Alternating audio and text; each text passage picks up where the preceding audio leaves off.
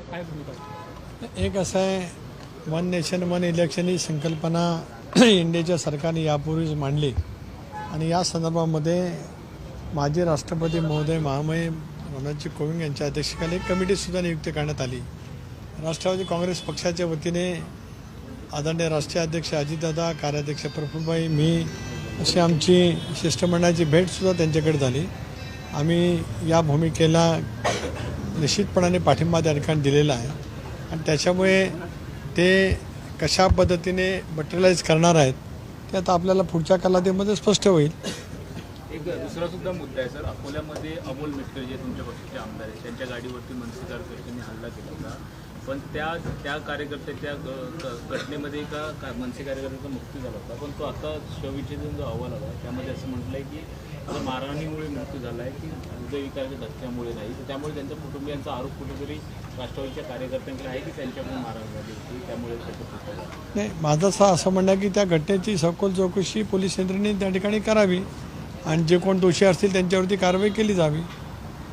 एक दुसरा सुद्धा मुद्दा आहे की ज्या पद्धतीनं शिंदे गटाचे वेगवेगळे महामंडळ जाहीर केले जात आहेत आणि तुम्ही घटक पक्षामध्ये आहात, पण सातत्यानं आपण बघतोय की सिद्धेश कदम असेल, त्याचबरोबर संजय सिसोट असेल, वेगवेगळ्या जवळपास 6 महामंडळांच्या नियुक्त्या झालेल्या आहेत. तर आपली काय भूमिका आहे? आणि कारण की नाराजीचा सूर असल्याचं दिसून येते कार्यकर्ते. या संदर्भामध्ये मुख्यमंत्री एकनाथराव शिंदे यांच्याशी माझी स्वतःची चर्चा झाली. आदरणीय अजितदादासुद्धा त्यांच्याशी चर्चा करणार होते. चंद्रशेखरजी बावनकुळे यांच्याजवळसुद्धा माझी या विषयावरती चर्चा झाली. देवेंद्रजींजवळसुद्धा मागच्या आठवड्यात आम्ही बोललेलो होतो. मला असं वाटतं की इतर महामंडळाच्या वतीमध्ये सुद्धा महत्त्वाचं म्हणजे असं आहे की भारतीय जनता पक्ष, राष्ट्रवादी काँग्रेस पक्ष आणि इतर जे काय अन्य घटक पक्ष आहेत या सर्वांनाच महामंडळामध्ये सामावून घेतलं गेलं पाहिजे अशी चर्चा यापूर्वीसुद्धा झालेली आहे आणि त्या दृष्टिकोनातून माननीय मुख्यमंत्री कार्यवाही करतील अशी अपेक्षा आहे. आपल्या पक्षाकडून लिस्ट या संदर्भात दिली गेली का? मागं देखील लिस्ट मागवण्यात आलं होतं. आम्ही त्या संदर्भामध्ये पक्षांतर्गत चर्चा केली आणि योग्य तो निर्णय हा लवकरच होणे अपेक्षित आहे.